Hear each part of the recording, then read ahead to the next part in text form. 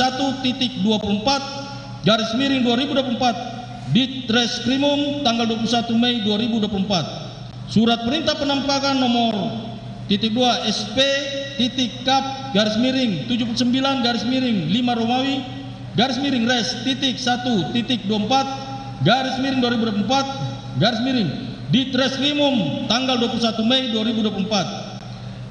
Surat perintah penahanan nomor titik 2 SP titik han garis miring 76 garis miring 5 Romawi garis miring res titik 1 titik 24 garis miring 2024 garis miring Ditreskrimum tanggal 22 Mei 2024. Ironisnya, terhadap seluruh surat tersebut di atas yang dikeluarkan oleh termohon sangatlah keliru, salah orang, error in persona, atau salah sasaran, sebab sejak tahun 2016 atau 8 tahun lalu dengan bersandar pada rilis termohon sendiri atau putusan Mahkamah Agung RI nomor 1035 garis miring K garis miring PIT garis miring 2017 yang termasuk DPO atas nama Peggy alias Peron, bukan Peggy Setiawan, karena Peggy Peron dan Peggy Setiawan adalah orang yang berbeda baik dari usia, alamat, ciri-ciri, dan ini dan permohonan memperjelas perbedaan tersebut sebagai berikut. Mohon izin dilanjutkan yang mulia. Mohon izin yang mulia. Peggy alias Peron pada tahun 2016 berusia 22 tahun dan pada tahun 2024 berusia 30 tahun. Jenis kelamin laki-laki, kewarganegaraan Indonesia, tempat tinggal terakhir di Desa Banjarbangun, Kecamatan Mundu, Kabupaten Cirebon, dengan ciri-ciri khusus tinggi 160 cm, badan kecil, rambut keriting, dan kulit hitam. Sedangkan Peggy Setiawan tidak menggunakan nama alias serta tidak ada satupun orang yang mengenalnya dengan nama Peron, atau tidak ada teman ataupun pihak keluarga yang pernah memanggilnya dengan nama Peron.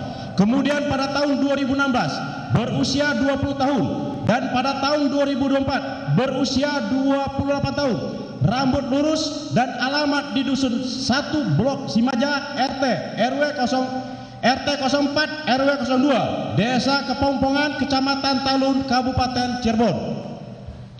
Lebih lanjut, pemohon alias Peggy Setiawan saat kejadian pada tanggal 27 Agustus 2016 telah bekerja sebagai kuli bangunan di Kota Bandung dan berdomisili di Kota Bandung.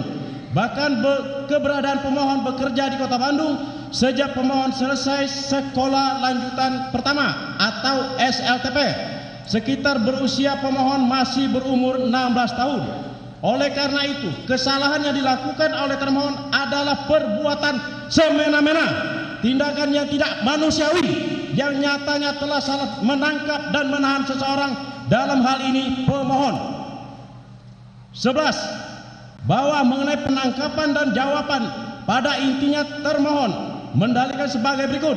1. Gelar perkara jam 9 WIB tanggal 21 Mei 2024. 2. Pemohon ditangkap jam 18 WIB tanggal 21 Mei 2024. 3. Pemohon ditetapkan sebagai tersangka pada tanggal 21 Mei 2024.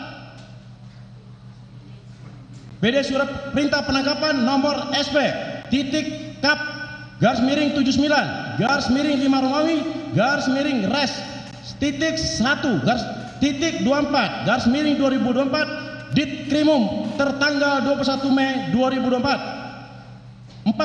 BAP terhadap pemohon dilakukan tanggal 22 Mei 2024. Dengan demikian terjadi kerancuan bahwa pemohon diperiksa dan hasil pemeriksaan tersebut dituangkan dalam BAP tanggal 22 Mei 2004, sedangkan pemohon telah ditetapkan sebagai tersangka tanggal 21 Mei 2024. 12.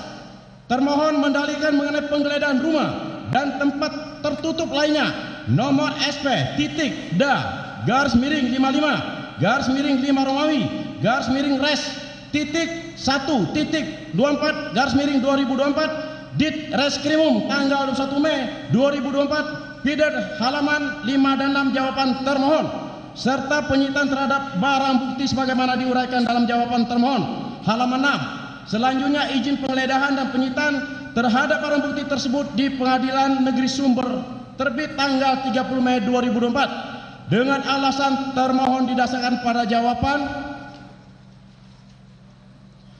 termohon halaman 30 huruf D. Pada intinya termohon mendasarkan mengenai penggeledahan pada pasal 34 ayat 1 dan 2 KUHP dan pasal 38 ayat 1 dan ayat 2 KUHP mengenai penyitaan. Sudah barang tentu dalam perkara akuat pasal 34 ayat 1 dan 2 KUHP mengenai penggeledahan, pasal 38 ayat 1 dan ayat 2 KUHP mengenai penyitaan tidak relevan diterapkan dalam perkara ekua. 13. Bahwa selanjutnya termohon mendalilkan mengenai adanya dua alat bukti yang sah sebagaimana jawaban termohon pada angka 16 halaman 20 sampai dengan halaman 22. Ahli psikologi Saudara Nurapni SPSI MPSI yang mendasarkan pada bukti tes psikologi dari ahli terhadap pemohon selanjutnya dianggap sebagai alat bukti oleh termohon dalam perkara aqua adalah keliru karena tidak ada korelasinya dengan peristiwa dan pemohon sebagai pelaku tes tersebut adalah pemeriksaan psikologi hanya berkenaan dengan diri pribadi pemohon.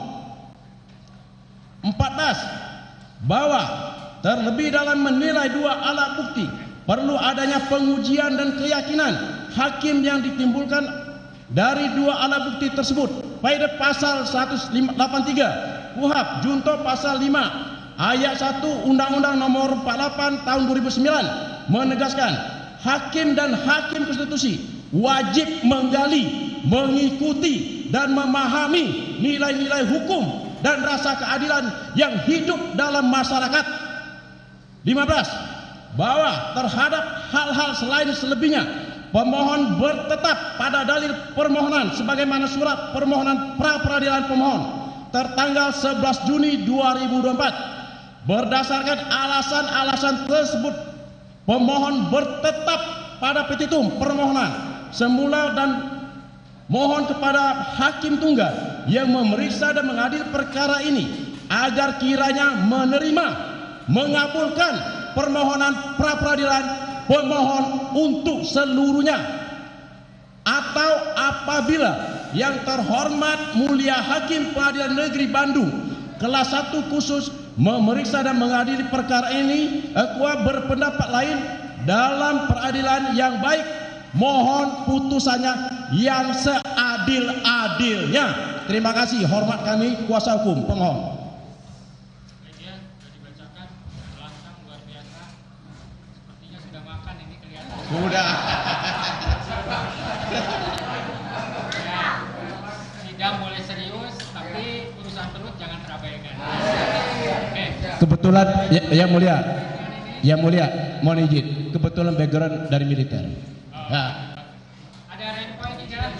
Izin yang mulia, ada renpo.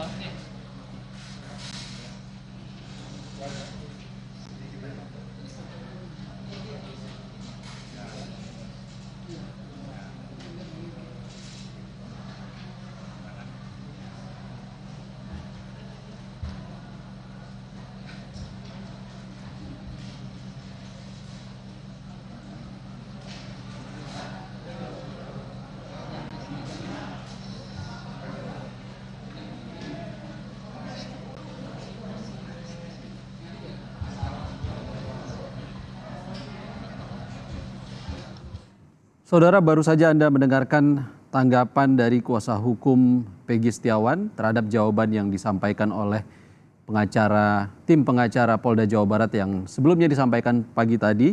Dalam replik yang disampaikan oleh tim kuasa hukum Peggy Setiawan membantah sejumlah jawaban yang disampaikan oleh pengacara Polda Jawa Barat yang disampaikan sebelumnya. Tadi sempat disampaikan oleh tim kuasa hukum terkait dengan berkas penyidikan tersangka Peggy Setiawan yang dikembalikan oleh Kejaksaan Tinggi Jabar pada 20 Juni lalu juga disampaikan di awal replik, di mana Kejaksaan Tinggi Jabar mengembalikan berkas penyidikan Peggy Setiawan karena dianggap belum lengkap secara formil dan juga material.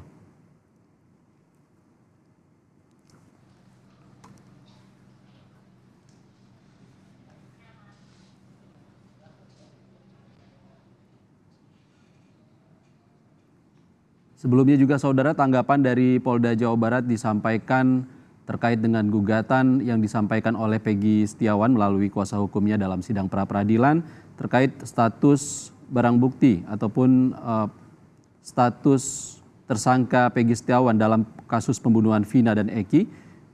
Pihak Polda Jawa Barat menyampaikan dalam proses penyelidikan dan juga penyidikan, Polda Jawa Barat menyebut bahwa hasil forensik terkait dengan pencarian wajah dan menemukan wajah Peggy Setiawan memiliki kecocokan 90% dengan buron yang selama ini dikejar oleh Polda Jawa Barat.